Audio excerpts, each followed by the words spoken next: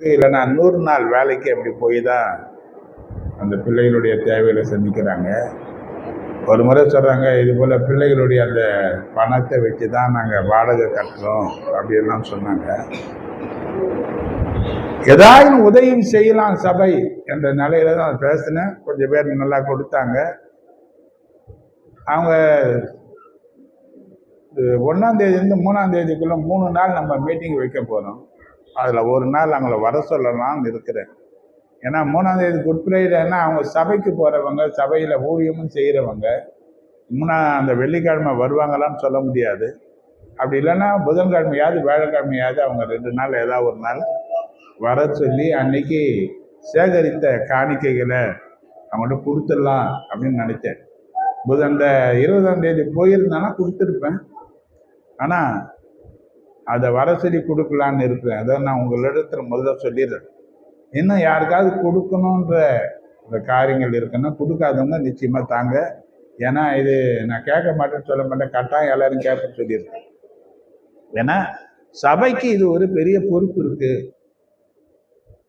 விசுவாச குடும்பத்தை தாங்கக்கூடிய, விதவைகளை தாங்கக்கூடிய ஒரு பொறுப்பு சபைக்கு இருக்கு. நம்மளால முடிஞ்ச ஒரு உதவிகளை நம்ம செய்வோம். இது எனக்கு ஒரு பெரிய சந்தோஷத்தை கொடுக்காங்க.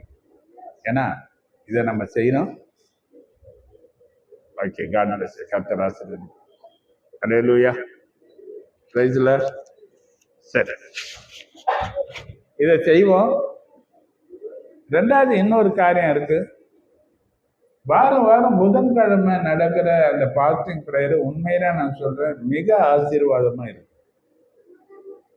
நிறைய வார்த்தைகள் வெளிப்படுது. அந்த ஜெப குறிப்பு ஒரு பெரிய பரிசுத்தத்துக்கு நேராக நம்மளை வழி நடத்தும் என்பதில் எந்த சந்தேகமும் எனக்கு கிடையாது. அல்லேலூயா, அதில் பங்கெடுத்துங்க. ரெண்டாவது, நம்ம அந்த 1ஆம் தேதி புதன், 2 வியாழன், 3 வெள்ளி குட் ஃப்ரைடே, இந்த 3 நாளும் ஆகாரத்தை நம்ம தரோம். புதன் வியாழன் நமக்கு கொடுத்தாலும் வெள்ளிக்கிழமை கொஞ்சம் ஜனங்கள் அதிகமாக வர்றதுனால எந்த வீடும் செய்து கொடுக்குது ஒரு வீட்டின் மேலே அதை பொறுப்பு வைக்க முடியாது. ஏன்னா ஒரு 40-50 பேராவது வருவாங்க நான் எதிர்பார்க்குறேன். ஒரு 5 பேர் 10 பேர் ஒரு 5 பேருன்னா கூட ஒரு அளவுக்கு என்ன பண்ண முடியும், செய்து கொண்டு வர முடியும். இப்போ 40 பேர் மேலே இருந்தேன்னா முடியாது. அதை ஆர்டர் பண்ணி தான் ஆகும். இதை நான் வெளியே போய் யார்கிட்டையும் கேட்க முடியாது. கேட்டால் நிச்சயமாக தருவாங்க. ஆனால் அது எனக்கு சரியா படலை. இதெல்லாம் நான் கேட்கல யார்கிட்டையும். நாம தான் ஒரு சகோதரன் அதுக்குரிய காணிக்கையை ஒரு 1000 ரூபாய் கொடுத்துருக்கிறாரு. நாம தான் ஏன்னா கேட்குறாரு, இப்போதான் இது காணி கேட்குறாரு, ரெண்டாவது இது காணி கேட்குறாரு நினைக்காம சபையினுடைய காரியத்தை நம்ம செய்துதான் ஆகணும். எத்தனை கஷ்டங்கள் வந்தாலும் நம்ம பிள்ளைகளுக்கு நம்ம செய்யாம இல்லை. இது நம்முடைய குடும்பம், நம்முடைய சபை, நாம ஒன்று சேருகிற காரியம். இதற்கு நெகேமியா சொன்ன மாதிரி எழுந்து கட்டுவோம் வாருங்கன்னு சொன்ன மாதிரி சபை தான் இதுக்கு கை கொடுக்கணும். இதில் பங்கெடுத்துங்க. கொடுக்க விருப்பம் இருக்கிறவங்க எப்பவுமே கம்பல்சரி கிடையாது, தாராளமாக மனசோடு கொடுங்க, செய்வோம். நடுவில் அது எல்லாம் ஜனங்களை கேட்போம். இப்போ இது வரையிலும் இந்த பாஸ்டிங் பிரேயரில் நான்வெஜ் எல்லாம் சாப்பிட்றாங்க. குட் ஃப்ரைடே சில போன மாதம் சொல்லிட்டாங்க, எங்களுக்கு நான்வெஜ் எல்லாம் வேணாம் வெஜிடேரியன் கொடுங்கன்னாங்க. இந்த வாரமாக ஞாயிற்றுக்கிழமை அதை கேட்பேன். அல்லேலூயா, என்ன சொல்கிறாங்கன்னு பார்த்து எல்லாரும் ஒருமித்து என்ன கருத்து சொல்கிறாங்களோ அது மாதிரி நம்ம செய்வோம். கர்த்தர் இந்த காரியங்களுக்காக ஜெபம் பண்ணி கொள்ளுங்க. கர்த்தர் உங்களை அபரிதமாய் ஆசீர்வதி.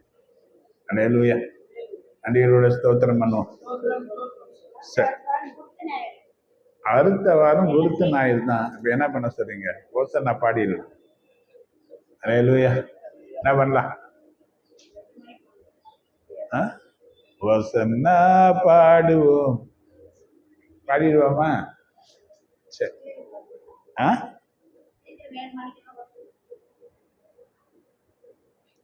நான் தான் சொல்லிட்டேன். திருப்பியும் இது ஒரு சத்தியத்தை திரும்ப திரும்ப திரும்ப சொல்றேன். இந்த ஞாயிற்றுக்கிழமை வந்தா வரலாம், வரலன்னா பரவாயில்ல, லேட்டா வரலாம் அப்படியெல்லாம் கிடையாது. தேவன் உனக்கு கொடுத்த நாள் அது. தேவன் உனக்கு கொடுத்த நாள் அது. எசேக்கியேல் மீண்டுமா இந்த 20வது அதிகாரத்தை எடுங்க, உணர் வசனத்தை நான் உனக்கு காட்டுறேன்.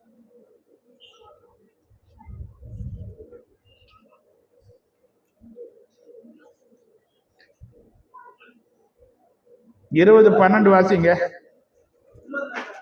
12 எசேக்கியேல்.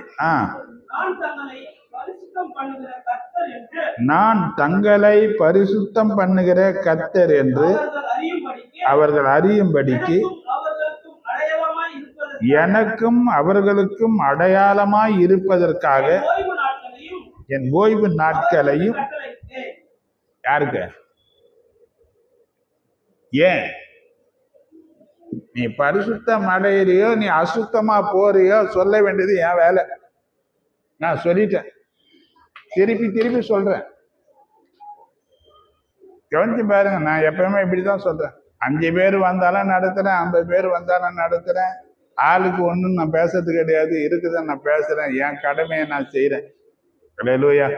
ஆனா உங்க கடமைகளை நீங்க சரியா செய்யுங்க, அது உங்களுக்கு தான் நல்லது.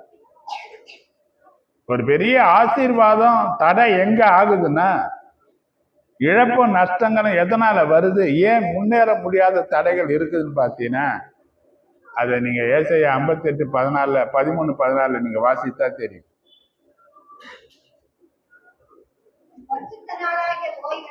என் பரிசுத்த நாளாகிய ஓய்வு நாளிலே உனக்கு இஷ்டமானதை செய்யாதபடிக்கு உன் காலை விலக்கி உன் வழிகளின்படி நடவாமலும் உனக்கு இஷ்டமானதை செய்யாமலும் சொந்த பேச்சை பேசாமலும் இருந்து ஓய்வு நாளை மனமகிழ்ச்சி நாள் என்றும் கர்த்தருடைய பரிசுத்த நாளை மகிமையுள்ள நாள் என்றும் சொல்லி அதை மகிமையாக எண்ணுவாயானால் அப்பொழுது கர்த்தரில் மனமகிழ்ச்சியாய் இருப்பாய். பூமியின் உயர்ந்த இடங்களில் உன்னை ஏறி இருக்கும்படி பண்ணி தகப்பனாகி யாக்கோப்பின் சுதந்திரத்தினால் உன்னை போஷிப்பேன். எங்க ஏறி இருக்க பண்ணுவாரு? ஒரு தீர்மானம் எடுத்துக்க. அந்த நாளை நீ சரியா ஆசரிக்க உன்னை அர்ப்பணிப்பாயானால் அன்னைக்கு உன் ஆசீர்வாதத்துக்கு இருக்கிற தடைகள் அன்னையோடு கூட ஒரு முற்றுப்புள்ளி வைப்பார்.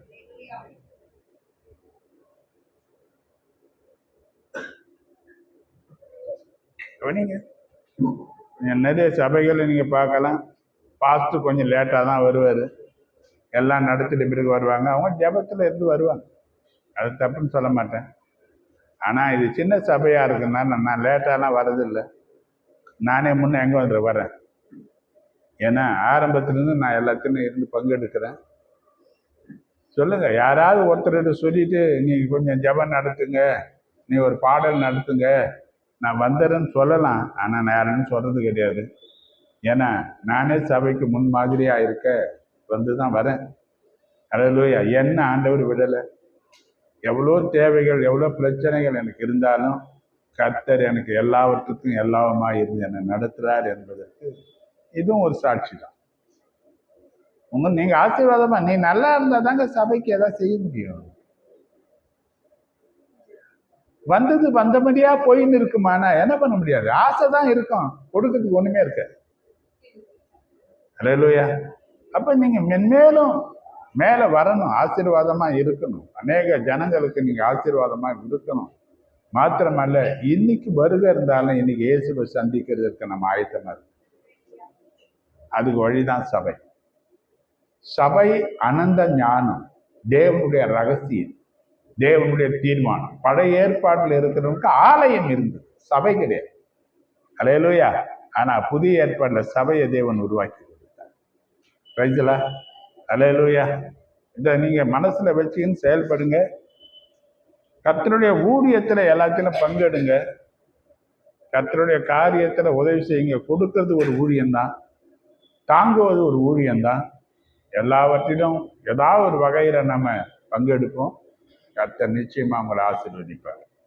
1 சாமுவேல் 7:12 நம்ம வாக்குத்தத்தம் பார்க்கிறோம். அப்பொழுது சாமுவேல் ஒரு கல்லை எடுத்து மிஸ்பாவுக்கும் சேனுக்கும் நடுவாக நிறுத்தி, இம்மட்டும் கர்த்தர் எங்களுக்கு உதவி செய்தார் என்று சொல்லி அதற்கு எபினேசர் என்று பெயரிட்டார். கர்த்தர் இம்மட்டும் எங்களுக்கு உதவி செய்தார் என்று சொல்லி என்ன பேர் வச்சான்? எபினேசர் என்று சொன்னால் உதவி செய்கிறவர் என்றார். இம்மட்டும் உதவி செய்தார், இனி அவர் தான் உதவி செய்வார். அல்லேலூயா. போன வாரம் சொன்னேன், யாருக்கு உதவி செய்கிறார்? சோதிக்கப்படுகிற யாரா இருந்தாலும் அவங்களுக்கு அவர் உதவி செய்ய வல்லவர் என்ற காரியத்தை போன வாரம் பேசணும். அல்லேலூயா. இன்னைக்கு சோதனைகள் பெருகி இருக்கிற ஒரு காலம் இல்லையா? எனக்கு தான் இப்படி நடக்குது என்று சொல்லி அங்கலாய்த்துக் கொள்ளக்கூடிய ஒரு காலம். யார் எனக்கு இருக்கிறாங்க என்று புலம்பக்கூடிய ஒரு காலகட்டம் தான் நம்முடைய காலகட்டங்களாக இருக்கு. யார் நமக்கு துணை நிற்பாங்கன்னு பார்த்தீங்கன்னா, கர்த்தரை தவிர நமக்கு துணை நிற்க யாருமே கிடையாது இல்லையா? போன வாரம் சொன்ன சங்கீத ஜானம் நல்லா பேசினாங்க. நான் இருக்கிறேன், நீ இருக்கிறேன்னு 1000 பேர் சொன்னாலும் பிரச்சனை வரும்போது ஒரு ஆளும் இருக்க மாட்டாங்க கூட. பிரச்சனைகள் வரும்போது, நெருக்கங்கள் வரும்போது, இக்கட்டான சூழ்நிலைகளில் நாம் சிக்கிக்கொள்ளும் போது, நாம் எதிர்பார்க்கிற அந்த உதவி செய்யக்கூடிய நபர்களை பார்த்தா அவங்க ஆளே இருக்க மாட்டாங்க. அதனால்தான் வேதம் சொல்லுகிறது, இக்கத்தில் உதவி செய்கிற மனுஷனுடைய உதவி விருதா. அப்ப கர்த்தர் எனக்கு உதவியாளர், அவர் தான் எனக்கு ஹெல்பர், அவர் தான் எனக்கு சகாய். அப்ப சோதனை நேரத்துல சிக்கி தவிக்கிற நேரத்துல யாருமே இல்லை என்று சொல்லக்கூடிய நேரத்துல எனக்கு யாரால உதவி செய்ய முடியும்னா இந்த பரிசுத்த ஆவியானவர் தான். இம்மட்டும் உதவி செய்தவர் தான் இனிமேலும் எனக்கு உதவி செய்கிறதற்கு வல்லவர் என்ற ஒரு செய்தியை போன வாரம் பார்த்தோம். இன்னைக்கு ஒருத்தர் எதுல உதவி செய்ய முடியும்? ரோமர் 14:4 பார்த்தீங்கன்னா,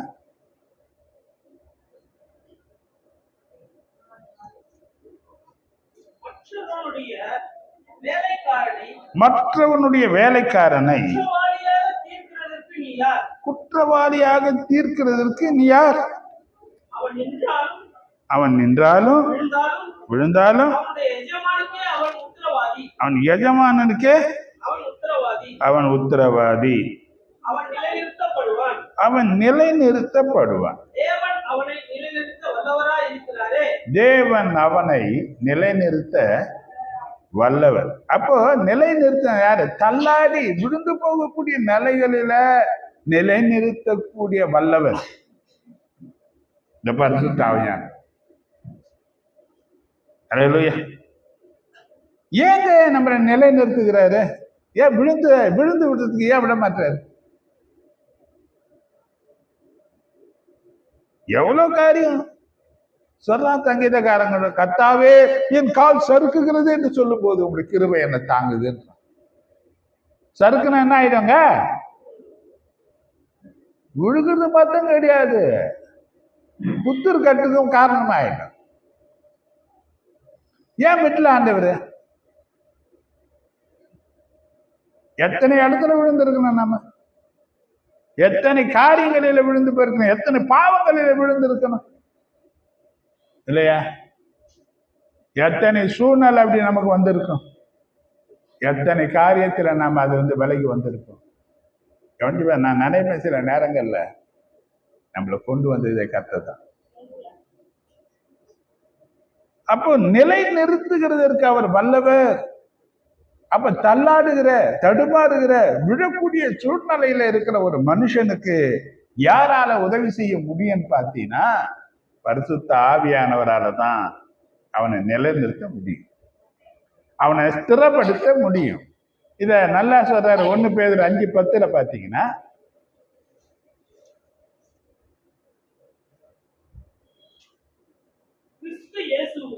கிறிஸ்து இயேசுவுக்குள் நம்மை தமது நித்திய மகிமைக்கு அழைத்தவராய் இருக்கிற சகல கிருபையும் பொருந்திய தேவன் தாமே கொஞ்ச காலம் பாட அனுபவிக்கிற உங்களை சீர்படுத்தி ஸ்திரப்படுத்தி பலப்படுத்தி சீர்படுத்துவார், ஸ்திரப்படுத்துவார், பலப்படுத்துவார், நிலைநிறுத்துவார். யார? கொஞ்ச காலம் பாடு அனுபவிக்கிற உங்களை. பாடுகள் என்ன பண்ணிட்டங்க, பாரங்கள் என்ன பண்ணிட்டங்க, நம்மளை தள்ளிடும். எபிரேயர் 12:1 நீங்க பாத்தீங்கன்னா,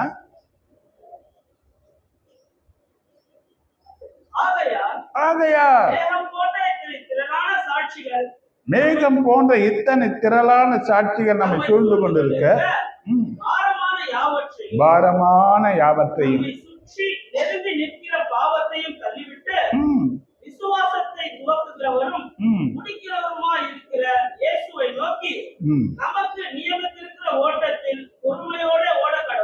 பாவமும் பாரமும் நம்மளை தள்ளிடும். பாரமும் பாவமும் நம்மளை தள்ளிடும், தடுமாற வச்சிடும், மண்ணை கவ வச்சிடும். ஆனா அதுல தாங்கி நம்மளை நடத்தக்கூடிய உதவி செய்யக்கூடிய ஒருத்தர் இருக்கிறாருன்னா அவர் இந்த பரிசுத்த ஆவியானவர் தான். ஏன்னா அவர் தான் எபினேசர். இம்மட்டும் எங்களுக்கு என்ன பண்ணினாரு, உதவி செய்தார். இனிமேலும் அவர் தான் எனக்கு உதவி செய்கிறவர் என்ற சத்தியம். சரி, ஏன் நிலை நிறுத்தணும்? ஏன் விழுந்துட்டா என்ன?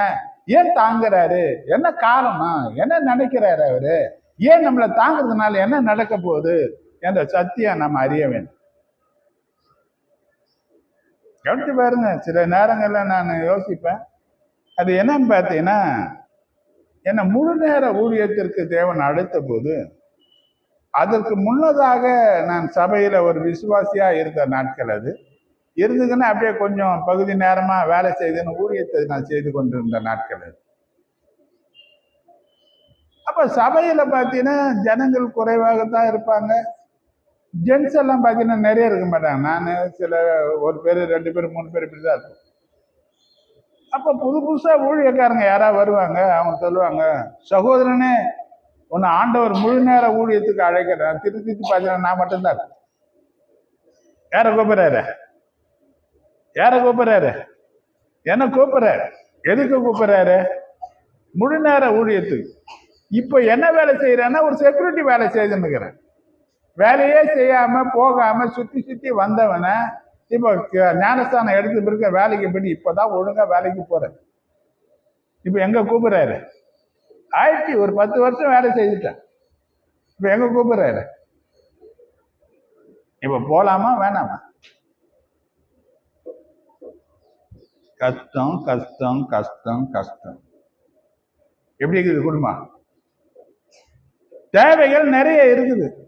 அப்போ என் பிள்ளைங்க 2 சின்ன சின்ன பிள்ளைங்க, அவங்களுக்கு ஆசைப்பட்டா கூட ஒன்று வாங்கி கொடுக்க முடியாத நிலை தான் அன்னைக்கு இருந்தது. நான் முதல் சொன்ன மாதிரி முதல்ல ரொம்ப ஏழ்மையான குடும்பத்துலலாம் நான் பிறக்கல. அதனால பெரிய கோடீஸ்வரம் குடும்பம் கிடையாது, மிடில் கிளாஸ். எந்த தேவைகளுக்கும் கஷ்டம் இல்லாத ஒரு குடும்பத்துல நான் வளர்ந்தேன். பணத்தை அந்த சின்ன வயசுலேயே ரூபாய் நோட்டுகளை பார்த்து செலவழிக்கக்கூடிய அளவுக்கு தான் கர்த்தர் என்னை நடத்தியிருந்தார். ஆனால் நான் வளர்ந்து ஆண்டவருக்குள்ள வந்த அந்த காலகட்டங்களை பார்த்தீங்கன்னா ரொம்ப கஷ்டமான சூழ்நிலை. இப்போ வேலைக்கு போகிறேன், ஒரு சம்பளம் கிடைக்குது, பகுதி நேர ஊழியங்களுக்கு போகிறேன். இப்போ ஆண்டவர் கொஞ்சம் ஸ்திரப்பட்டுன்னு வரேன். அவர் சொல்றாரு, நீ ஊழியத்துக்கு வரணும். முதல்ல ஊழியக்காரங்க சொல்லிட்டாங்க, எங்க வரல. என் சூழ்நிலையை பார்த்தா போனா என்ன பண்ண முடியாது. அன்னைக்கெல்லாம் இன்னைக்கெல்லாம் 500 ரூபாய் நோட்டு கிடைக்கிற மாதிரி அன்னைக்கு 500 ரூபாய் பார்க்க முடியும் இல்லையா? 10 ரூபாய் தரலாமா, 20 ரூபாய் தரலாமா, 5 ரூபாய் தரலாமா, இதுதான் காணிக்கை. அப்பெல்லாம் இதை வச்சுக்கிட்டு என்ன பண்றது? யோசனை பண்ணி எனக்கு தான் அழைப்பு வருதுன்னு தெரியும். ஆனா அந்த அழைப்புக்கு நான் என்ன பண்ணல, கீழ்ப்படியில. தொடர்ந்து நான் வேலை செய்துன்னு தான் இருந்தேன், ஊழியம் பண்ணின்னு தான் இருந்தேன். ஒரு நாள் ஆண்டவர் காலையில 11 மணி பகல்ல பேசுறேன். வேலை செய்யற நேரத்துல ஒரு பெரிய டிவியில படம் பார்க்குற மாதிரி ஒரு காட்சியை எனக்கு காண்பித்து என் கூட பேச ஆரம்பிக்கிறார். என்ன பேச ஆரம்பிச்சாருன்னா, நீ செத்து போயிருந்தா உனக்கு அழக்கூட ஆட்கள் இல்லை, ஏன் கேட்க கூட ஆள் இல்லை அப்படின்னு சொல்லி நான் உன்னை காப்பாத்தினேன் அப்படின்னு. எங்கெல்லாம் காப்பாத்தினாருன்னு ஒரு காட்சி போச்சு. அப்ப குடிப்பழக்கத்துல இருந்தேன், நிறைய போதை பழக்கத்துல இருந்தேன். கோடம்பாக்கம் பிரிட்ஜ் மேல சைக்கிள்ல வரும்போது இறங்கும் போது பஸ்ஸில் அடிபட்டு செத்து இருக்கணும். நான் என்னை காப்பாத்தினேன். ஒரு கை அந்த பஸ் தள்ளுறதெல்லாம் காட்டினாரு. இப்படி பல இடங்களில் என்ன காப்பாத்தின் வருகிறத காட்டினது. ஏன் காப்பாத்தணும் தெரியுமா? உன்னை நான் யாருன்னே உனக்கு தெரியாது, ஆனா நான் உன்னை காப்பாத்தினேன். ஏன் காப்பாத்தணும் தெரியுமா? நீ எனக்கு வேணும்னு சொன்ன. நீ எனக்கு என்ன தெரியும், ஏதோ 4 பேர் செய்யற மாதிரி முடிஞ்ச பிறகு 2 இடத்துல போறேன், 2 வசனத்தை சொல்றேன், ஒரு ஜெபம் பண்றேன், இதுதான் என் ஊழியமா போகுது. ஏன்னா முழு நேர ஊழியத்தை கூப்பிட்டீங்கன்னா எனக்கு பேச தெரியாது ஆண்டவரு, எனக்கு என்ன பண்ண முடியாது. ஆண்டவர் சொன்னாரு, உனக்கு பேச தெரியாதுன்னு எனக்கு தெரியும், நீ வா நான் உனக்கு சொல்லி தரேன்னாரு. இன்னைக்கு வரையிலும் யார் சொல்றதை கேட்டுன்னு தான் வரேன், அவர் சொல்றதை கேட்டுன்னு தான் வந்து பேசுறேன். ஏன் கவனிச்சுங்க, அன்னைக்கெல்லாம் பார்த்தீங்கன்னா அடுத்தவன் சொன்னா இவெல்லாம் சாவ மாட்டான், நான் செத்து இருந்தேன்னா நான் யாருன்னே தெரியாம போயிருக்கேன். ஆனா கர்த்தர் எனக்கு ஜீவனை கொடுத்து என்னை வாழ வைத்து கொண்டு இருக்கிறார். எத்தனையோ மரண கன்னிகள், எத்தனையோ மரண போராட்டங்கள், எத்தனையோ வியாதிகள், இது வரையிலும் கர்த்தர் என்னை நிக்க வச்சு கொண்டு இருக்கிறார். அல்லேலூயா. என்ன காரணம்? ஏன் நிலைநிறுத்தி வச்சிருக்கிறாரு? யோவான் 15:5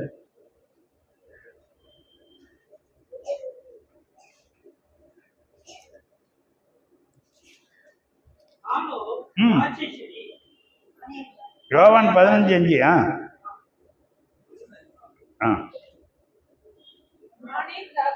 நானே திராட்சை செடி, நீங்கள் கொடிகள். ஒருவன் என்னிலும் நான் அவனிலும் நிலைத்திருந்தால் மிகுந்த கனிகளை கொடுப்பான். எதுக்கு நிக்க வச்சாரு? ஏங்க உங்களை நிக்க வச்சுக்கிறாரு? எத்தனை சூழ்நிலை செத்து போற மாதிரி வந்தது, எத்தனை போராட்டங்கள் வந்தது, எத்தனை இக்கட்டுகள் வந்தது, எத்தனை கஷ்டங்கள் வந்தது. எத்தனை முறை சொல்லியிருப்போம், செத்து போனா கூட நல்லா இருக்காங்க, சொல்லியிருப்போமா இல்லையா? ஏன் எடுத்துக்கல நம்மள ஆண்டவர்? ஏன் காப்பாத்தினாரு?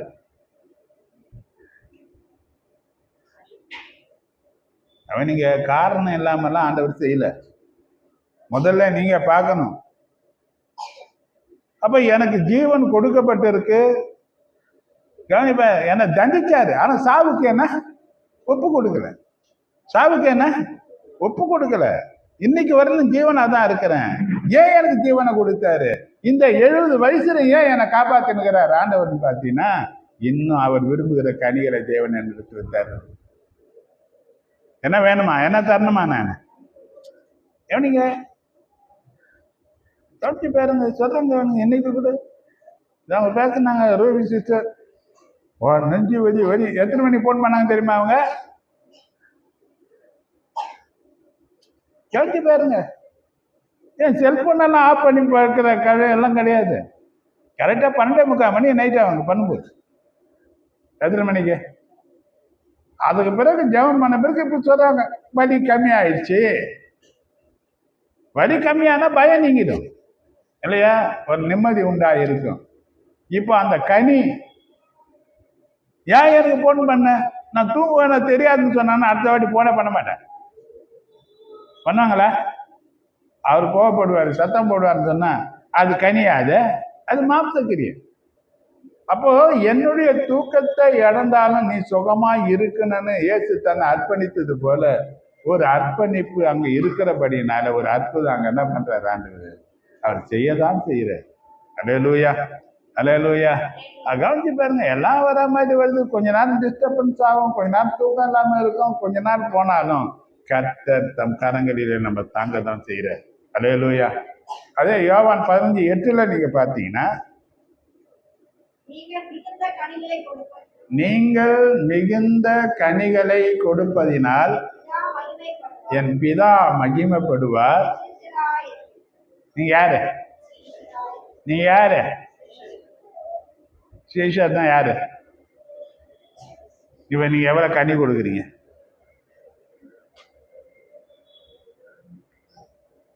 கனி எல்லாத்திலையும் அவர் நமக்கு உதவியா தாங்கிற. எத்தனையோ காரியங்கள் நான் யோசிப்பேன், எப்படி நாம கும்பல்ல இருந்து பிரிஞ்சு வந்தேன்னு பாத்தீங்கன்னா, அது நாம வரல, கர்த்தர் தான் பிரிச்சு கொண்டு வந்தார். கர்த்தர் தான் நம்மளை ஓரம் கட்டினார். கர்த்தர் தான் அப்படியேப்பட்ட கும்பல் எல்லாம் நம்மளை வெளியே கொண்டு வந்துட்டாரு. இப்ப ஏன் கொண்டு வந்தாரு, ஏன் நம்மளை நிலைநிறுத்தி வச்சிருக்கிறாருன்னா, மிகுந்த கனிகளை கொடுக்கறதுனால பிதா மகிமைப்படணும். இயேசு கிறிஸ்துவின் சீஷர்கள் என்பதை எல்லாரும் அறிந்து கொள்வதற்கு உன்னையும் என்னையும் கர்த்தர் நிலைநிற்க இந்த பரிசுத்த ஆவியானவரை துணையாளராக தேவன் நமக்கு கொடுத்திருக்கிறார். அல்லேலூயா, அல்லேலூயா. ஏங்க ஏங்க இன்னைக்கு நமக்கு நாள் கொடுக்கப்பட்டிருக்கு. இன்னைக்கும் ஒரு நாள் ஏன் கூட கொடுத்தாரு ஆண்டவர்? என்ன எதிர்பார்க்கிறார் இந்த நாள் ஆண்டவர் நம்ம கிட்ட? கனி கொடுக்கிற வாழ்க்கையை எதிர்பார்க்கிறாரு. கனி கொடுக்கிற இருக்குதா கனி என்பது பார்த்தீங்கன்னா நம்ம ஆளுங்க எதை புரிஞ்சுக்கிறது இல்லை. அப்ப இன்னைக்கு இந்த கனி கொடுக்கலன்னா நமக்கு தெரியும். ஒரு அத்தி மரத்தை பார்த்து சொன்னாரு, இதுல கனி இல்லை. இனி ஒருத்தனும் ஒரு காலம் என்ன பண்ணக்கூடாது, உங்ககிட்ட சபிக்கப்பட்டு போச்சு. அப்ப கனி கொடுக்காத மரம் என்ன பண்ணிட்டான்? சபிக்கப்படும், வெட்டப்பட்டு போகும். அது நோ யூஸ். நீ யூஸா நோ யூஸா? நீங்க நோ யூஸ் என்ன பண்ணிட்டு வர? ஹலோ, இதுவரையில நீங்க இந்த வருஷமும் இருக்கட்டும், இந்த வருஷமும் இருக்கட்டும், இந்த வருஷமும் இருக்கட்டும், கனி தந்தா பார்க்கலாம், இல்லைன்னா என்ன பண்ணிடலாம். அப்ப இந்த வருஷமும் 2026 வருஷம் எது கொடுத்துக்கிறார் நமக்கு? கொத்தி எரு போடுவேன்ற வார்த்தையை கொடுத்து எரு போட்டுங்கிறார் எல்லாருக்கும். எதுக்கு கொடுப்போமா? ஏன்னா யோவான் ஸ்நானகன் சொல்லும் போது சொல்றான், மரத்தின் வேரருகே கோடரி வைக்கப்பட்டு இருக்குது.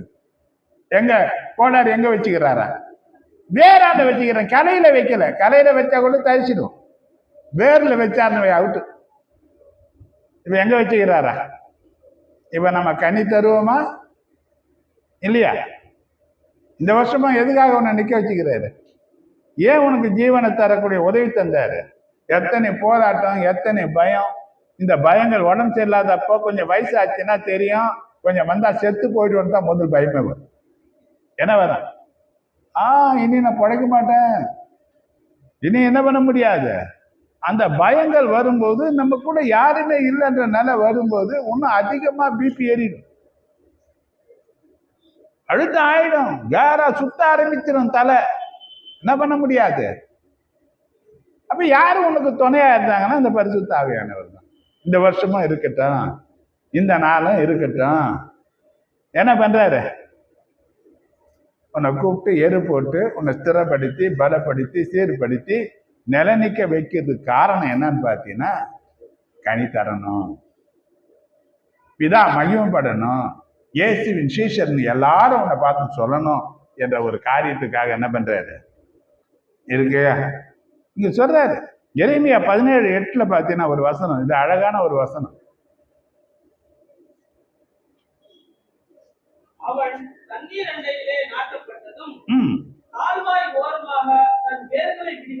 கால்வாய் ஓரமாக தன் வேர்களை விடுகிறதும்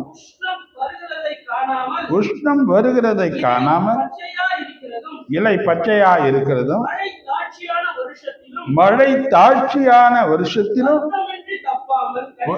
வருத்தமின்றி தப்பாமல் கனி கொடுக்கிறதுமான. எப்போ? மழை தாட்சியான காலத்திலும் மழை இல்லாத காலத்திலும் வருத்தமின்றி தப்பாமல் கனி கொடுக்கிற ஒரு மரத்தை போல யார் இருக்கணுமா? யார் இருக்கணுமா? நாம இருக்கணும். அப்போ இப்படி மழை தாட்சியான காலத்திலையும் தப்பாம கனி கொடுக்கணும்னா 2 காரியங்கள் நமக்கு கட்டாயம் தெரிஞ்சிருக்கணும். அல்லேலூயா. ஆண்டவர் நம்மகிட்ட எதிர்பார்க்கிறார் கனிதான் இல்லையா? இந்த ஆவிக்குரிய கனிகளை குறித்து நமக்கு நல்லா தெரியும். எந்த கனிகள் வேணும்? தேவன் எதிர்பார்க்கிற விரும்புகிற அந்த கனிகள் நம்மகிட்ட உருவாகணும். இது ஒரே நாள்ல உருவாயிடாது. ஒவ்வொரு முறையும் உருவாகணும். கனிகள் நல்ல சுபாவத்திற்கு அடையாளமாக இருக்கு. இயேசு கிறிஸ்துவின் திவ்ய சுபாவத்திற்கு அது அடையாளமாக இருக்கு. அப்போ இங்க சொல்லப்பட்டிருக்கு, மழை தாட்சியான வருஷத்திலும் வருத்தமின்றி தப்பாமல் கனி கொடுக்கிற மரத்தை போல நாம இருக்க வேண்டும் என்று சொல்லி தேவன் எதிர்பார்க்கிறார். அல்லேலூயா. இங்க முதல்ல சொல்றாரு, இதனுடைய வேர் கால்வாய் ஓரமாக தன் வேர்களை விடுகிறது மட்டுமில்ல, இந்த வேர்கள் ஒரு மனிதனுக்குள் மறைந்திருக்கிற ஆசைகளை குறிக்கக்கூடியதாக இருக்கு. இந்த வேர்கள் எதுக்கு அடையாளம்? ஆசைகளுக்கு அடையாளம். எதுக்கு அடையாளம்? அல்லேலூயா. இந்த யோவான் 7வது அதிகாரம் 38, 39 பார்த்தீங்கன்னா,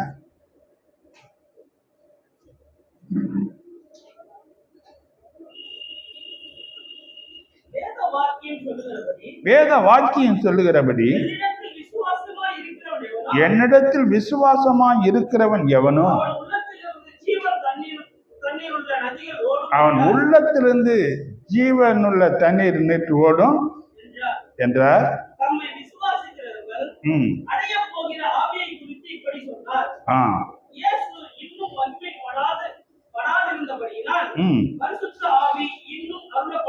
அப்ப இந்த கால்வாய் ஓரமான்றது பரிசுத்த ஆவியானவரை குறிக்கக்கூடிய ஒரு காரியத்தை குறித்து பேசுறாரு. வேர்கள் பூமியின் உள் மறைக்கப்பட்டு இருக்கிறது போல இன்னைக்கு மண்ணான மனுஷனுடைய இருதயத்திற்குள் இருந்து வேரை போன்ற பலவித ஆசைகள் ஒரு மனுஷனுக்குள் இருந்து புறப்படும். அல்லேலூயா. இந்த ஆசைகள் ஆவிக்குரியவனாக அல்லது தேவனுக்கு ஏற்றவைகளாக இருக்க வேண்டும். நம்முடைய ஆசைகள் எப்படி இருக்கணுங்க? தேவனுக்கு ஏற்றவைகளாக அது இருக்கணும். அல்லேலூயா. அது ஆவிக்குரியவைகளாக இருக்கணும். மரம் ஜீவனுள்ளதாக இருக்க வேண்டுமானால் வேர் ஈரமுள்ள இடத்தை நோக்கி செல்ல வேண்டும். என்ன பண்ணணும்? இப்ப இந்த பரிசுத்த ஆவியினுடைய ஈரம் இல்லாவிட்டால் மரம் ஜீவனற்று போகும். ஆனால் ஆவியின் சிந்தை ஜீவன் என்பது எத்தனை மகிழ்ச்சியான செய்தியாக நமக்கு இருக்கிறது என்பதை நம்ம அறிவோம். நம்முடைய சிந்தைகள் மறைக்கப்பட்டிருக்கும் ஆசைகள் எப்படி இருக்க வேண்டும் பார்த்தீங்கன்னா, பிலிப்பியர்கள் சொல்றாரு 4:8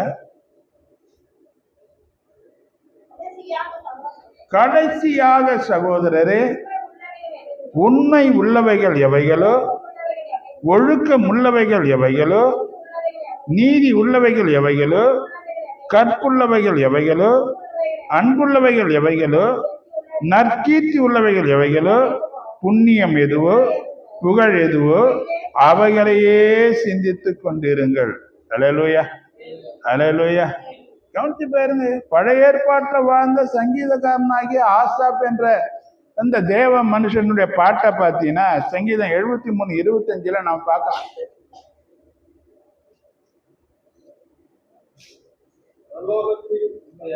பரலோகத்தில் உம்மை இல்லாமல் எனக்கு யார் உண்டு? பூலோகத்தில் உம்மை தவிர எனக்கு வேறே விருப்பமில்லை என்று சொல்வாரானால், புதிய ஏற்பாடுல கிறிஸ்துவின் அன்பை ருசித்த நாம் எவ்வளவா நாம் அப்படி பேசணும் இல்லையா? கவனிங்க, இயேசு கிறிஸ்துவின் அன்பை ருசிக்காதவன் பழைய ஏற்பாட்டுகள் தேவனுடைய பிள்ளை. ஆனா புதிய ஏற்பாடுல கல்வாரியின் அன்பை ருசித்த பிள்ளைகள் நாம இல்லையா? இப்ப தேவன் எவ்வளவாய் அன்பு கூர்ந்தார். எப்ப அன்பு கூர்ந்தார்னா பாவிகளா இருக்கும் போது. பாவிகளை ரட்சிக்கவே மனுஷகுமாரன் உலகத்துல வந்தார். எதை விட்டு வந்தார்னா பரலோகத்தை திறந்து வந்தார். ஏன் வந்தார்னா அந்த அளவுக்கு உன்னையும் என் மேலையும் அன்பு வைத்து இருக்கிறார். அல்லேலூயா. அப்ப இந்த அன்பை ருசித்த நாம கண்டு பாருங்க, உனக்கு புரியுதான்னு தெரியல. இப்ப நான்லாம் ஒரு ஊழியக்காரனா நிக்க முடியுமாங்க? என்ன போல இன்னைக்கு வரல நிறைய பேர் ஆச்சரியப்படுறான். ஏன்? அவன் நினைச்சு கூட பார்க்க முடியாது. ஏன்னா எங்க வாழ்க்கை அப்படித்தான். என் சொந்தக்காரனால இப்ப பேசாம இருக்கிறான். ஆனா அவன் என்ன நினைச்சான்னா இதெல்லாம் அவ்வளவுதான். ஆனா தேவனுடைய அன்பு யாரை உருவாக்குச்சு? இயேசுவினுடைய உள்ளம் கையில வைத்து ஒரு குழவன் வந்து தன் மண்பாண்டத்தை வரைகிறது போல தேவன் வளைஞ்சதுனால இன்னைக்கு கனத்திற்குரிய பாத்திரமாக நிக்க வச்சிருக்கிற. அல்லேலூயா. இந்த அன்பு இல்லைன்னா கனவீனப்பட்டு என்னைக்கோ போய் சேர்ந்துருக்கு. அல்லேலூயா. எல்லாருக்கும் ஆகாதவனாக, எல்லாரும் வெறுக்கக்கூடிய ஒரு மனுஷனாக, ஏன் இவன் வாழ்கிறான் என்று சொல்லக்கூடிய அளவுக்கு கேள்விக்குறியாக மாற்றப்பட வேண்டிய வாழ்க்கைய இன்னைக்கு ஒரு ஆசீர்வாதமாக கர்த்தர் மாற்றி கொடுத்து இருக்கிறாருன்னா அது இயேசு கிறிஸ்து என் மேல உங்க மேல வைத்த அன்புதான். அல்லேலூயா. அப்ப அந்த அன்பை ருசித்த நாம அன்பை ருசிக்காதன்னு சொன்னா, பரலோகத்துல உண்மை அல்லாமல் யார் எனக்கு இருக்கிறாங்க, இந்த பூலோகத்துல உண்மை தவிர எனக்கு வேற விருப்பம் இல்லை என்று அவனால சொல்ல முடியுமானா நாம எவ்வளவா சொல்லணும். இந்த பூலோகத்துல உண்மை தவிர இந்த உலகத்துல யாரை தவிர விருப்பம் இல்லை. அப்ப தேவனை தவிர விருப்பம் இல்லைன்னு சொன்னோம்னா தேவனுக்கு நாம் கொடுக்கிற முக்கியத்துவம் என்ன, தேவனுக்கு நாம் கொடுத்த கனம் என்ன, தேவனுக்கு நாம் பயப்படுகிற பயம் என்ன என்பது நம்முடைய செய்கையில நாம் காண்பிக்க வேண்டிய ஒரு காரியமாக இருக்கிறது. அல்லேலூயா, அல்லேலூயா. கவனிங்க, நம்முடைய ஆசைகள் கர்த்தர் மேல் மட்டும் இருக்குமானால், அல்லேலூயா, நம்ம குடும்பத்துல பல நன்மைகள் குறைந்து போகும் பொழுது, அல்லேலூயா, இல்லைன்னா சபையில ஒரு எழுப்புதல் இல்லாமல் போகும்போதும் கர்த்தர் மூலமாக அற்புதமான விதத்துல மற்றவர்களுடைய சரீரங்களையும் ஆத்துமாக்களையும் நிச்சயமா போஷிப்பார். யாரை கொண்டு போஷிப்பார்னா, எந்த ஒரு மனுஷன் கர்த்தரையே சார்ந்து நிற்கிறானோ, கர்த்தரையே தன்னுடைய ஆசையாக வைத்து கொண்டானோ, கர்த்தரிலே தன்னுடைய ஆசையை வளர விட்டானோ, அந்த மனுஷனை கர்த்தர் பயன்படுத்துகிற நேரம் என்ன தெரியுமா? எழுப்புதலற்ற நேரம், வார்த்தையே கிடைக்காத நேரம். அது போல நேரங்களில இந்த மனுஷர்களை தேவன் எடுத்து பயன்படுத்துவார். அல்லேலூயா, அல்லேலூயா. கவனிச்சு பாருங்க, தேவன் பயன்படுத்துவதற்கு எந்த திறமையும் நமக்கு இருக்கணும்னு அவசியம் இல்லை. தேவ கிருபை நம்மளை தாங்கிட்டா போதும், அவர் நம்மளை நடத்துவார். கவனிச்சு பாருங்க, இப்போ சங்கீத தியானத்தை கொடுக்குற, நான்லாம் சங்கீத தியானம் எடுத்தப்பெல்லாம் அப்படி படப்படன்னு அடிச்சுக்கோ. இங்க வந்து நின்னா 20 நிமிஷம் பேசணும், 15 நிமிஷத்துல பேசி முடிச்சிடும். அந்த 15 நிமிஷத்தை நான் பேசி முடிச்சேன்னா அரை மணி நேரம் அதுல குறை கண்டுபிடிச்சு பேசுவாங்க. நான் அப்படி பேசணும்னா ஒரு ஆள் கூட வந்து நிற்க மாட்டேன். ஒருவேளை எனக்கு அன்னைக்கு கஷ்டமா இருந்தாலும் அதான் நான் கற்றுக்கொள்வதற்கு அது எனக்கு நல்ல பாடமா இருக்கு.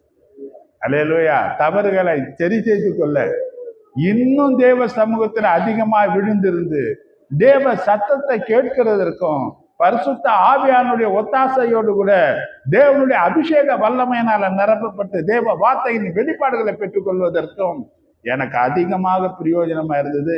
என்னை குற்றப்படுத்தின காரியங்கள் தான். அல்லேலூயா. ஆனா கர்த்தர் யாரை பயன்படுத்துவார் தெரியுமா?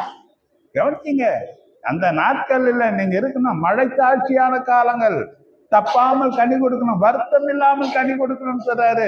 எப்போ தாழ்ச்சி, எல்லாம் குறைவுகள் வரும்போது, நம்ம பிரச்சனைகள் இருக்கலாம், குடும்பத்துல போராட்டங்கள் இருக்கலாம், நெருக்கங்கள் இருக்கலாம், சபையில பார்த்தீங்கன்னா சரியா வார்த்தைகளே இல்லை என்று சொல்லக்கூடிய நிலைகளில் இருக்கலாம், கதையிலும் கட்டுக்கதையிலும் போய்கொண்டு இருக்க காலமாக இருக்கலாம். ஆனா கர்த்தர் உன்னதான் ஸ்டாரா பயன்படுத்து. எல்லாம் கிடைக்காத பஞ்ச காலத்தை போல இருக்கிற நிலைகளில தேவன் யாரை கனி கொடுக்கிற மரமாக பயன்படுத்துவார்னு பார்த்தீங்கன்னா, அந்த வேர் கால்வாய் ஓரமாய் இருக்குமானால், கால்வாய் பரிசுத்த ஆவியானவரை குறிக்குது, வேறு ஆசைகளை குறிக்குது. உன் ஆசைகள் தேவனை பற்றியதாக இருக்குமானால், பரிசுத்த ஆவியானவருக்குள் அது செயல்படுமானால், உன்னை கர்த்தர் பயன்படுத்துவதற்கு தடை ஒன்றும் இல்லை. யாரை பயன்படுத்துவாருங்க?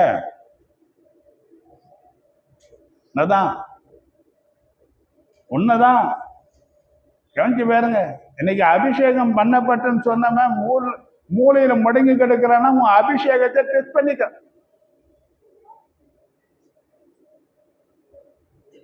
தேவன் கொடுக்கிற எல்லாமே தேவ ராஜ்யத்திற்காகத்தான். தேவ ராஜ்யத்தின் அஸ்திவாரமே சபையை கொண்டுதான். கர்த்தர் என்ன பண்ணுவாரு? அதனால்தான் தன் ரத்தத்தை கிரயமால் செலுத்தி சபையை விலைக்கு வாங்கி இருக்கிறார் ஆண்டவர்.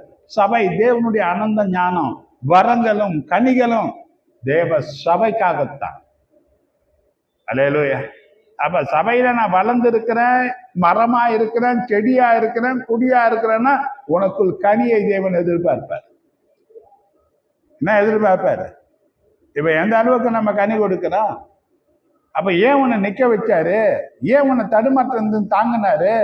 ஏன் எப்பவோ வாழ்க்கை முடிக்கப்பட வேண்டிய நமக்கு இன்னும் ஜீவ காலத்துல அன்னைக்கு எசேக்கியேல் ராஜாக்கு 15 வருஷத்தை கொடுத்த மாதிரி ஏன் கொடுத்தாரு? ஏன் காரணம் பார்த்தீங்கன்னா, தப்பாமல் நீ கனி கொடுக்க வேண்டும் என்பதற்காகத்தான். அல்லேலூயா, அல்லேலூயா. கவனிச்சு பாருங்க, இந்த திராட்சை நீ கொடிய பார்த்தீங்கன்னா, இந்த கனி பார்த்தீங்கன்னா ஒரு காம்புல தொங்கும். செடியில வந்து தான் எல்லா காரியமும் எங்க வரும்? நீ பற்றி பிடிச்சிக்க வேண்டியதான் உன் காரியம். இயேசுவ கனி எங்கிருந்து உருவாகும்னா அவருக்குள்ள இருந்து தான் உனக்குள்ள உருவாகும். அல்லேலூயா. அந்த ஆசைகள் தேவனுக்காக செயல்பட வேண்டிய ஆசைகள், தேவ ஜனங்களுக்காக ஆசைகள். கவனிங்க, அந்த ஆசை தான் பரிசுத்த ஆவியானவருக்குள்ள இருக்கணும். ஒருத்தனை தாங்கணும், ஒருத்தனுக்கு உதவி செய்யணும், ஏதாவது நிலையில அவங்களுக்கு ஜெபிக்கணும். அந்த ஆசைகள் உனக்கு எந்த அளவுக்கு பெருகுதோ அந்த அளவுக்கு வேண்டிய வரங்களையும் கனிகளையும் தேவ ஆவியானவர் உனக்குள் பகிர்ந்து கொண்டே இருப்பார். எந்த அளவுக்கு தாகம் இருக்கு, எந்த அளவுக்கு ஐக்கியம் இருக்கு, ஒருத்தரை குறித்து ஒருத்தரை காரியங்கள் இன்னைக்கு எப்படி இருக்கு நமக்கு? இன்னைக்கு சபை சீர்கெட்டு போச்சு. பக்கத்துல இருக்கிறவன் யாருன்னு தெரியாத அளவுக்கு இன்னைக்கு சபை இருக்குது. யாரு யாரோ வராங்க உக்காராங்க, எப்படி ட்ரெயின் பிரயாணம் போல இருக்குது, பஸ் பிரயாணம் போல இருக்குது. அந்த ஸ்டேஷன் வந்தா இறங்கி போகலாம் மாதிரி இருக்குது. அவங்க யாரு? சபைன்னா என்னங்க? ஒரு சரீரம். ஒரு அவயத்துக்கு பிரச்சனை வந்தா மற்ற அவயம் எனக்கு என்னன்னு இருக்குமா? சொல்லுங்க. இப்ப கால் விரல்ல எனக்கு கொஞ்சம் லேசா அடிபட்டுச்சு இல்லையா அப்படின்னு நினைச்சிங்க.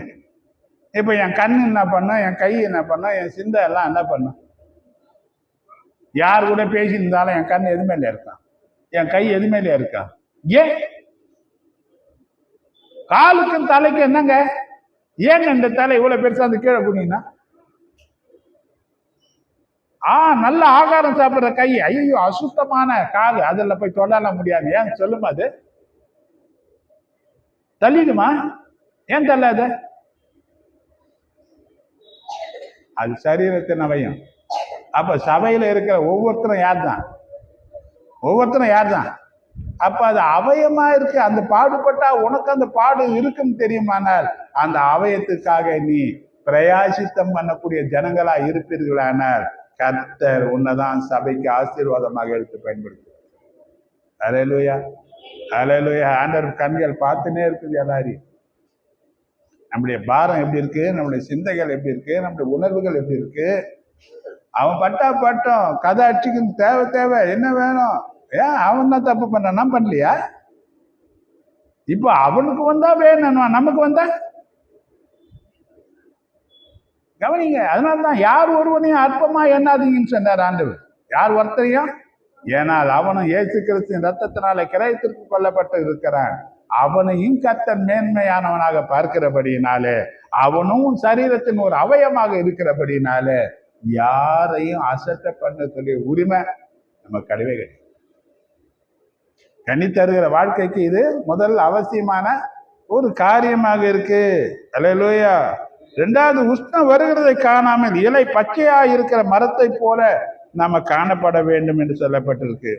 மரத்தின் இலைகள் பசுமையா இருக்க வேண்டுமானால் வெயில் அல்லனா உஷ்ணம் தேவை. ஆனால் வேர் தண்ணீர் போராமாக இல்லாவிட்டால் இலைகள் உஷ்ணத்தினால காய்ந்து போகும். உஷ்ணம் பலவிதமான கஷ்டங்களை நமக்கு வெளிப்படுத்தி காண்பிக்கக்கூடியதாக இருக்கு. அல்லேலூயா. மத்திய 20:12 பார்த்தீங்கன்னா,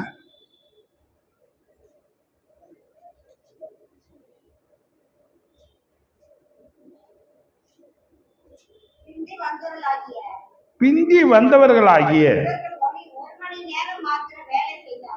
1 மணி நேரம் மாத்திரம் வேலை செய்தார்கள். பகலின் கஷ்டத்தையும் வெயில் உஷ்ணத்தையும் சகித்து என்ன சொல்றாங்க? இவங்க காலையில வந்து வேலை செய்தவங்களாம். இவங்க என்ன சொல்றாங்க? தங்களுக்கு வரும் கஷ்டங்களை நோக்கி அவற்றையே சிந்தித்து வாடி போகிறார்கள். ஆனால் மரத்தை குறித்து சொல்லப்பட்ட உஷ்ணம் வருகிறதை காணாமல் என்று பார்க்கிறோம். ஆகவே உஷ்ணம் வந்தாலும் அதை பார்க்காமல் சிந்தியாமல் அல்லது அதை ஒரு பொருட்டாக எண்ணாது இருக்க வேண்டும். முதல் கனி கொடுக்கிற கர்த்தருடைய பிள்ளைகள் கஷ்டங்களை ஒரு பொருட்டாக அவங்க எண்ணி பார்ப்பதே கிடையாது. அல்லேலூயா. கஷ்டங்களை பெரிதாகவும் பாரமாகவும் சிந்திக்கிறவர்கள் ஒரு காலமும் கர்த்தருக்கு கனி கொடுக்க மாட்டார்கள். என்ன பண்ண முடியாது? கவனிக்க பாருங்க, ஆண்டவர் ஒரு காரியத்தை சொன்னார், என்னை விட அதிகமா எதையும் நேசிக்கவே கூடாது. அப்ப கர்த்தரை விட இன்னைக்கு யாரை நேசிக்கிறோம்? பிள்ளைகளையா, பெற்றோர்களையா? யாரை நேசிக்கிறீங்க? வேலைகளையா? யாரை நேசிக்கிறீங்க? கவனிங்க, இந்த உலகத்துல நம்மளை பிரித்து வச்சிருக்கிறார் ஆண்டவர். நம்மள என்ன பண்ணிருக்கிறாரு? வேலை செய்யணும்னு சொன்னது ஆண்டவர் தான். ஒரு குடும்பத்திற்கு உத்தரவாதம் பண்ணணும்னு சொன்னதும் ஆண்டவர் தான். பணம் எல்லாவற்றுக்கும் உதவுன்னு சொன்னதும் ஆண்டவர் தான். ஆனா பணம் சம்பாதிக்கிறதுக்கு பலன் தருகிறதும் ஆண்டவர். யாருதான்? ஒரு குடும்பத்தை கொடுத்துதான் யாருதான்? பிள்ளைகள் தேவனால வரக்கூடிய, கர்த்தரால் வரக்கூடிய சுதந்திரம். பிள்ளைகள் யார் கொடுத்தது? யார் கொடுத்தது? கவனிச்சு பாருங்க. அதனால தாங்க சுதந்திரமா கொடுத்ததுனால்தான் நாங்க கண்டிக்கவே மாட்டோம் பிள்ளைகளை சொல்லாதீங்க. அல்லேலூயா. பிள்ளைகளை வளர்க்குற பொறுப்பு உங்க கையில இருக்கு. கர்த்தருக்கு ஏற்ற மாதிரி வளர்க்கணும் பிள்ளைகளை. எப்படி வளர்க்கணும்? அன்னைக்கு சொன்னா பார்வோன் குமாரத்தி மோசே தாய்கிட்ட, இவனை எனக்கு வளர்த்து கொடு, நான் உனக்கு சம்பளம் தருகிறேன். நமக்கு என்னதான்? யாரை வளர்க்கணும்? யாருக்காக வளர்க்கணும்? அப்படி நீ கர்த்தருக்காக அவனை வளர்த்தினா கஷ்டம் இல்லாம கடைசி காலத்துல உன் காலத்தை தள்ளலாம். உனக்காக நீ வர்த்தினா கடைசி காலத்துல கண்ணீரும் வேதனையும் தான் உனக்கு பங்கா இருக்கு. அல்லேலூயா. அப்ப ஆண்டவர் சொல்லுகிற காரியத்தை கவனிங்க. 2 கொரிந்தியர் 4:17 பாருங்க.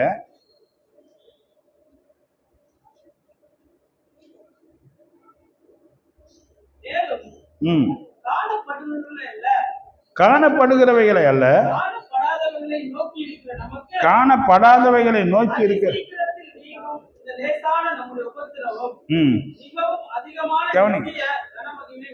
லேசான உபத்திரவம். நான் உபத்திரவம் 2வது இந்த 2 பார்த்தீங்கன்னா உபத்திரவத்தில் பூரணமாக சந்தோஷப்படுவதாக சொல்றாரு. ரோமர் 5வது அதிகாரம் 3:4 பார்த்தீங்கன்னா உபத்திரவத்தில் மேன்மை பாராட்டுவதாக சொல்லுகிறார். 2 கொரிந்தியர் 12:10 உபத்திரவத்தில் பிரியப்படுவதாக சொல்லுகிறார் பவுல். அல்லேலூயா. இந்த சுபாவம் ஆவிக்கு அவருக்கு இருந்தபடினாலே அவர் மிகுந்த கனி கொடுக்கிற மரமாக இருந்தது மாத்திரமல்ல, உஷ்ணம் வருகிறதை காணாம இலை பச்சையாய் இருக்கும் மரம் போல பவுலுடைய வாழ்க்கை இருந்தது. அல்லேலூயா. பச்சை சந்தோஷத்தை காண்பிக்கக்கூடியது இல்லையா? எத்தனை பேர் சொல்றீங்க ஆமேன்னு? அதனால தான் டாக்டர் சொல்றான், ப்ரெஷரா விளைவீனமா காலையில பார்க்கா போய் சுத்தணும். ஏன்னா மரங்கள் எங்க இருக்கு, செடிகள் எங்க இருக்கு, பச்சை பசேல்னு பார்க்கணுமா காலையில. ஏன் வறட்சியா என்ன பண்ணக்கூடாது? எதை பாரு, புத்துணர்ச்சி வருமா மனசு. இங்க ஆண்டவர் சொல்ற பச்சை சந்தோஷத்தை குறிக்கக்கூடியது. உன் வாழ்க்கை எப்படியா இருக்கணுமா? உஷ்ணம் கஷ்டத்தை காண்பிக்கக்கூடியது. கஷ்டத்தையே சிந்தித்து சிந்தித்து சிந்தித்து நிக்கிறவன் கனி கொடுக்காம போயிடுவான். சந்தோஷத்தை தன் மனதில் ஏற்றுக்கொண்டு உபத்திரவங்களையும் சந்தோஷமா ஏற்றுக்கொள்ளுகிறவன் கர்த்தருக்காக மழை தாட்சியான காலத்திலும் உஷ்ணம் வெயில் கஷ்டங்கள் போன்ற காலத்திலையும் அவன் தப்பாமல் கனி கொடுக்கிற மரத்தை போல இருப்பான். இன்னைக்கு கஷ்டத்தையே வெளிப்படுத்தி காண்பித்து கொண்டிருக்கிறோமா? கஷ்டத்திலையும் சந்தோஷத்தை கர்த்தருக்காக வெளிப்படுத்தி கனி கொடுக்கிறவர்களாக இருக்கிறோமா? உன்னை நிற்க வைத்ததுக்கு காரணம் நீ கனி தர வேண்டும். இயேசுவின் சீஷர்கள் என்று உன்னை சொல்ல வேண்டும். பிதா நீ கொடுக்கிற கனியினால மகிழ்வுபட வேண்டும் என்பதற்காகவே உனக்கு உதவி செய்வதற்காக தேவன் பரிசுத்த ஆவியானவரை உனக்கு கொடுத்திருக்கிறார். அல்லேலூயா. நன்றியோட நம்ம ஆண்டவரை ஸ்தோத்திரம் நிறுத்திக்கிறேன். அதோட கூட நான் டைம் ஆச்சு. இன்னைக்கு 4வது வாரம் என்ன கொடுக்கிறார் ஆண்டவர்? எதுக்கு உதவி செய்யறாரு? கனி கொடுப்பதற்கு இந்த பரிசுத்த ஆவியானவர் கவனிச்சு என்னைக்கோ கொடுத்து போயிருக்க வேண்டிய ஆளுங்க நம்மளை என்ன பண்ணியிருக்கிறாரு? நிற்க வச்சிருக்கிறாரு. கர்த்தர் உங்களை ஆசீர்வதிப்பாராக. காணிக்க கொடுப்போம்.